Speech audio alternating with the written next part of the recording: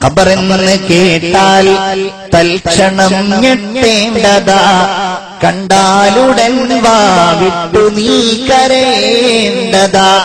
മേടയ്ക്കു പകരം മാളമാ സുബ്ഹാന, റബ്ബി അതിൽ കിടക്കേണ്ടതാണ് അസ്മാന.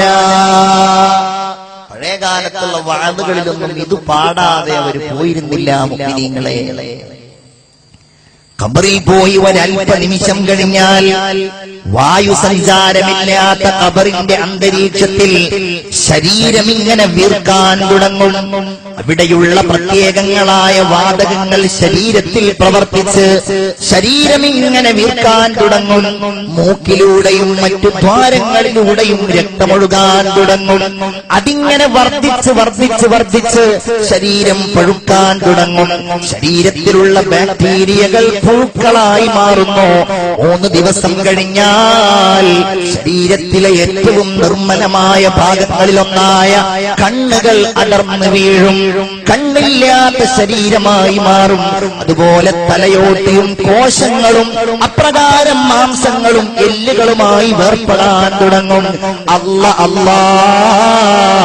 ആ സമയത്ത് ഖബറെങ്ങാനും തുറക്കപ്പെട്ടാൽ എത്ര വലിയ സുഗന്ധപൂരിതനായി നടന്നവനാണെങ്കിലും അവന്റെ ദുർഗന്ധം സഹിക്കാൻ മനുഷ്യരെ കൊണ്ട് കഴിയില്ല.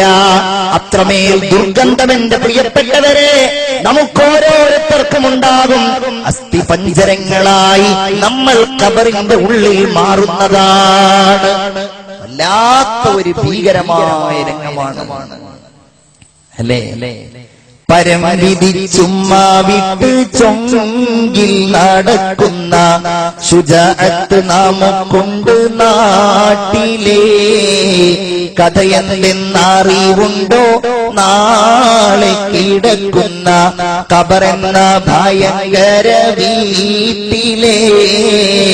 ഖബറെന്ന ഭയങ്കര വീട്ടിലെ.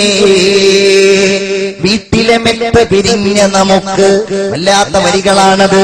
വീട്ടിലെ മെത്ത പിരിഞ്ഞ നമുക്ക് കാട്ടിലാറടി മണ്ണാണ്. ചേലിൽ ചെന്ന് കിടക്കണ നമ്മുടെ മേലെ വരുന്നത് കല്ലാണ്. ഇലയും തണ്ണീരാകും ചേർത്ത് മണ്ണതിനാലെ അടവാകും വീടവീനെ ബാറിലേ. കനവേറും വീതം കല്ലും മണ്ണും അതിന്മീതെ മറമാടും ഖബർ ബാഹുജോറിലേ. മറമാടും ഖബർ ബാഹുജോറിലേ. ഓർത്തു നോക്കൂ നിങ്ങൾ, ഇതിൽ നിന്ന് രക്ഷപ്പെട്ടവരാരാണ്? ഇതിൽ നിന്ന് മോചനം നേടുന്നവരാരാണ്?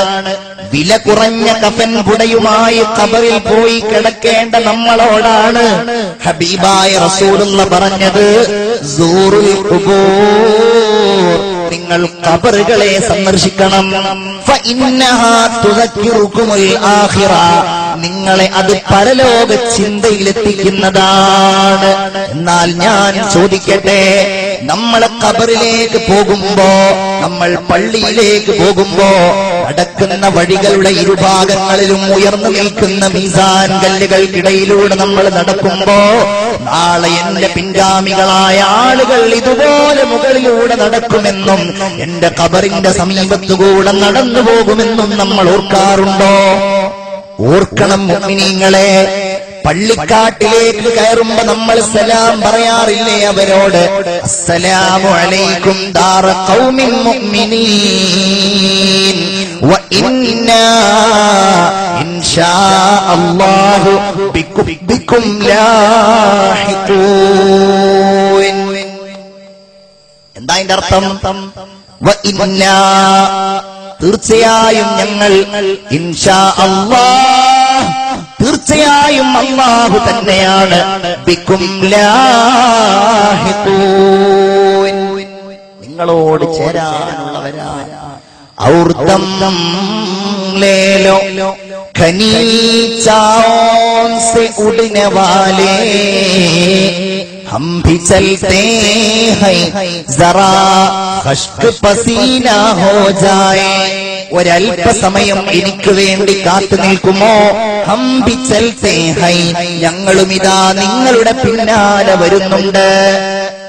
ചിന്തിച്ചു നോക്കെന്റെ സഹോദരാ സഹോദരി, അല്ലേ നമുക്കൊരാൾക്ക് നൽകാൻ കഴിയുന്നത് എന്താണ്?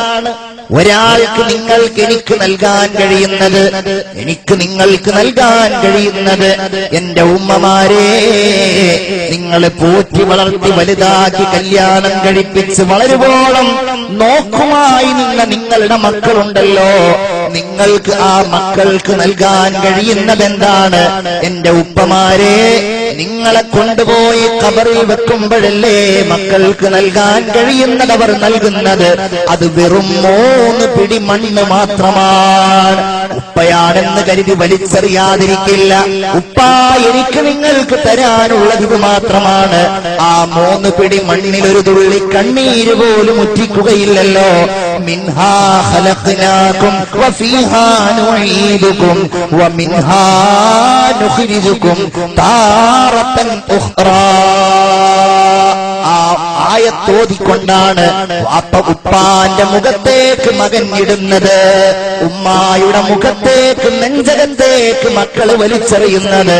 ഒന്നോർത്തു നോക്കൂ, ഇത് നമ്മുടെ അവസ്ഥയെ കുറിച്ച് പറയുന്ന കാര്യമല്ലേ? ഖബറിന്റെ ഭീകരത വല്ലാത്ത രംഗമാണ്.